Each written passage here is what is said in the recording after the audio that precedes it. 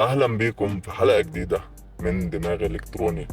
بصوا بقى، كم واحد فينا بدأ مشروع، بدأ دايت، بدأ يتعلم حاجة جديدة وفي الاخر ما حصلش حاجة؟ ليه كل لما بنتحمس ونبدأ بنرجع تاني لنقطة الصفر؟ النهاردة مش هقول لك كلام نظري ممل، النهاردة هقول لك الحقيقة اللي هتخليك تقوم دلوقتي وتغير حياتك. عنوان حلقتنا النهاردة: ليه كل لما ببدأ حاجة بفشل؟ السر كله هنا في دماغك. في حاجة اسمها المانع. ده مش عدو جاي من بره، ده صوت جواك بيحاول يحميك بس بيحميك غلط. بيخاف من الفشل اكتر ما بيتمنى ليك النجاح. بيقولك ما تجربش احسن تفشل، خليك مكانك احسن ما حد ينتقدك. الكلام ده كذب، ده سم بيدمر احلامك. عايز تعرف الحقيقة؟ الفشل مش نهاية العالم، الفشل هو اول خطوة في طريق النجاح.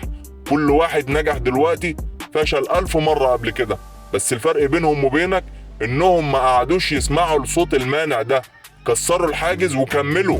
طيب نعمل ايه؟ اول حاجة، اعرف عدوك. ايه الخوف اللي بيوقفك؟ خوف من الفشل؟ خوف من كلام الناس؟ سميه، واجهه. تاني حاجة، قسم هدفك لأجزاء صغيرة. مش لازم تعمل كل حاجة مرة واحدة، ابدأ بخطوة صغيرة بس نفذها.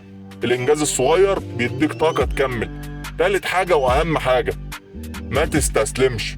كل لما تحس انك هتقع قوم تاني، افتكر حلمك، افتكر ليه بدأت.